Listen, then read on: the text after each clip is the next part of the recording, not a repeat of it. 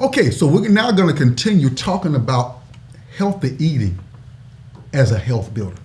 Now I'm going to recap certain things that we've already covered. We said that the average American consumes, listen to this, over 155 pounds of sugar a year. Now I'm 180 pounds.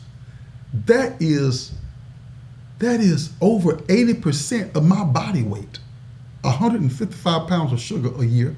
Then also you'll see there 150 pounds of GMOs, genetically modified organisms, genetically modified food. Now you think about that and we wonder why we've got the health problems that we've got in our country. Also, the average American eats 55 pounds of fat. Now that's trans fat. 300 sodas. Now let me back up. Fats are not bad for you. It's the trans fats, because you got to have fats for cell membrane, for producing hormones, and just an array of other physiological benefits. So you got to have fats. It's the trans fats that are bad for you. But the average American drinks 300 sodas with all the sugar that's in it, 20 pounds of candy, 63 dozens of donuts. Now you might say, well, that's not me, but we're talking about the average. 50 pounds of cake, cookies, and pies, 20 gallons of ice cream with all the bad stuff in it. I mean, the high fructose corn syrup, the aspartame. And this is why I tell people when it comes down to ice cream, beware of the ice creams that has no sugar added. Well, when you read the label, you're going to more than likely see aspartame or a derivative of aspartame. And also, the average American eats 12 pounds of potato chips a year. This is very interesting right here. It's estimated that in the lifetime of an average American, we will eat 15 cows, 24 hogs, 12 sheep, 900 chicken, and 1,000 pounds of other animals that swim, fly, or walk. Now, that's a lot of flesh food. Do I eat meat? Yeah, I still eat meats. I don't eat it like the average American does, 3 and 4 times a day. You know, some days I don't even have meat. Well, one of the reasons why I found out that no meats have fiber. And you know, by the way, it was quite a few hundred years before meat was really in mankind's diet. And then when God did say, okay, since you're asking about meat, here are the ones that you want to eat. And to burst some of your bubbles, the pig was not in there, the shrimp was not in there, the crab was not in there. It's just for you believers in particular, go read your Bible, because none of those guys were in there. The shrimp was not in there. Oh, I used to love all that stuff myself too. And there again, I still do eat meat, but I don't eat the ones that the Bible says don't eat that. I used to love rabbit because I was introduced to rabbit in the way my family members cooked it. But I found out the rabbit sits in the rat family. They're in the same family. And I'm like, oh, I'm not eating that any longer. I used to have the hog chitlins and the hog's head and the pig feet and the pigtails. I used to have all of that stuff too, till I learned better. Until I learned of why God said don't do it. All right? So I'm not saying no, don't eat meat, but dear Lord, be careful about what meats you do bring in your body. Beware of industrialized farm-raised meats. Meats to where the cows they're not permitted to graze out on the ground. Meats to where the chicken are caged in. There are thousands upon thousands of them in one chicken house. They're not exposed to sunlight. They're not exposed, for the most part, to fresh air. You gotta be aware of meats like that. And then on top of that, they're fed genetically modified food items.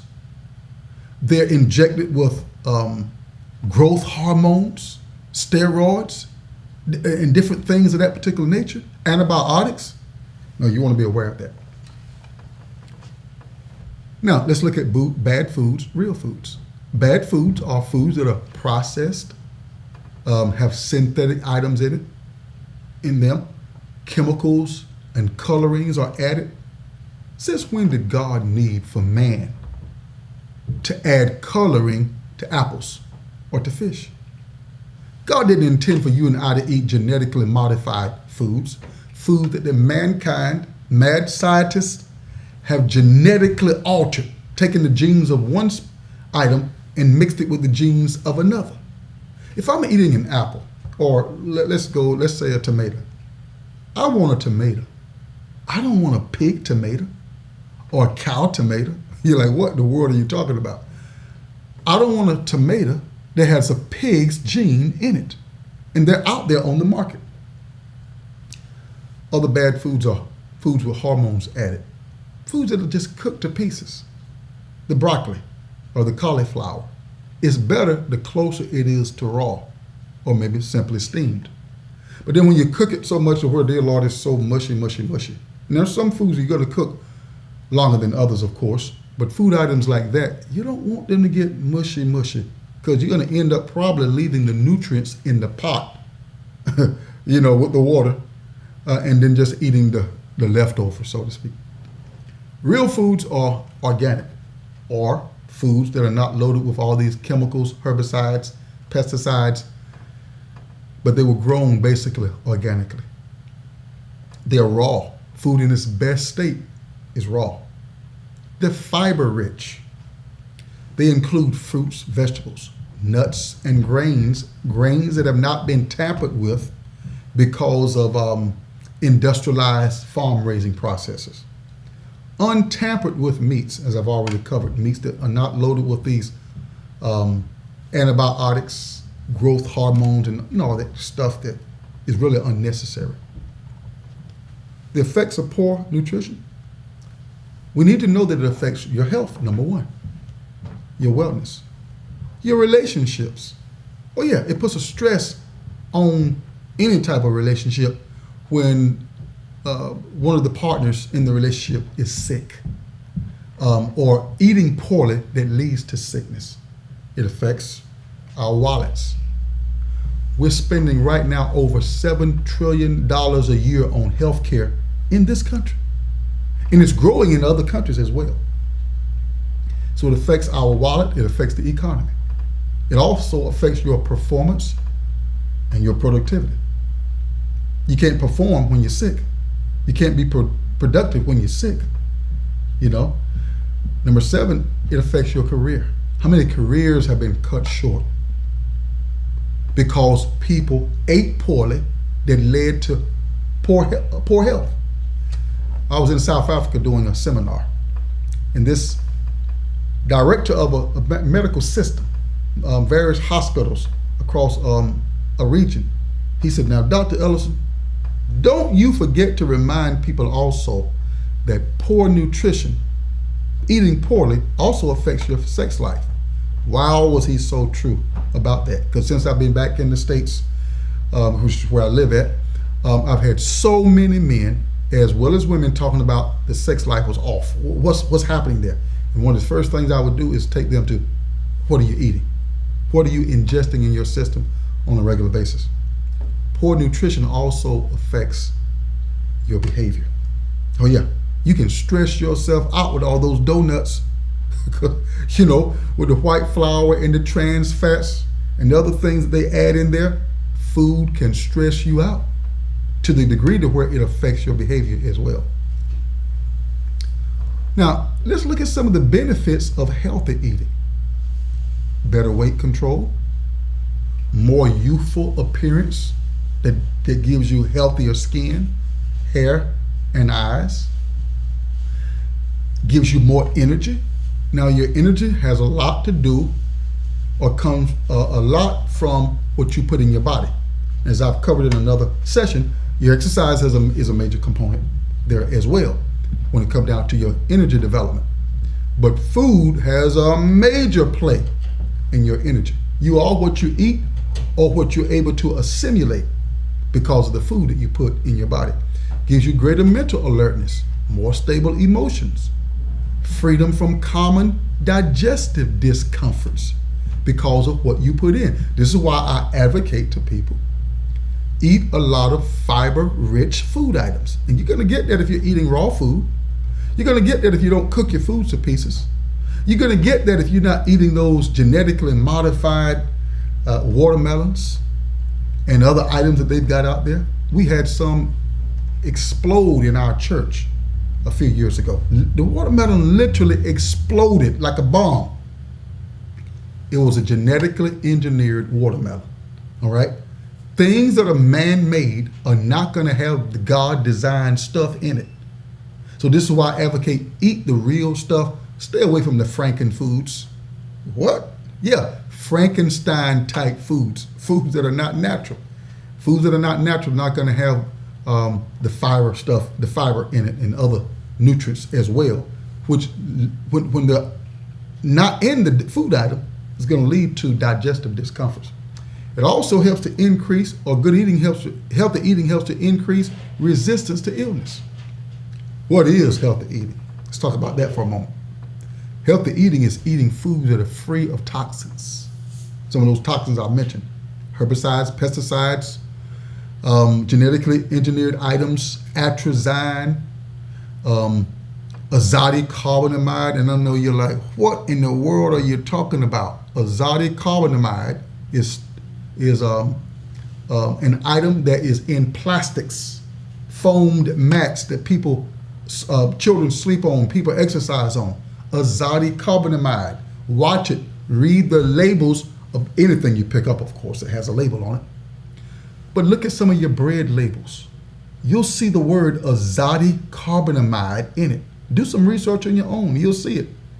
Azotic carbonamide causes a lot of physiological problems, and you don't want to put anything in your system that has words like azotic carbonamide. Also, stay away from some of these things like yellow number 5, red number 20 or 40. Stay away from things like that. So eating healthy is eating foods that are not genetically altered, foods that are free of preservatives, foods that are free of a lots of salts and sugars. Dear Lord, just about everything you buy nowadays seems like it's got sugar in it. So you got to be aware of that. And if it doesn't have sugar, it's got the what's my word? The sugar substitutes like NutraSweet, Splenda, and other items like that. Stay away from stuff like that. Eating healthy is eating foods that aren't cooked to pieces, as we've already mentioned, and also eating raw foods. I want to show you something now that's very interesting. Foods that resemble the human body. I think you'll get a kick out of this. Look at the walnut. Looks like a brain, doesn't it? Well, God was trying to send us a message that it breaks down protein plaque associated, the walnut now, associated with Alzheimer's disease, contains the omega-3s. So God created the walnut to look like the brain to send us a message that will help protect the brain. Also the prostate gland too. You notice it looks somewhat like the prostate gland. Tomatoes. Notice, cut a tomato open, looks like the human heart, sending us a message that the lycopene and the antioxidants in the tomato helps promote heart health and prevent certain cancers. What about the carrot?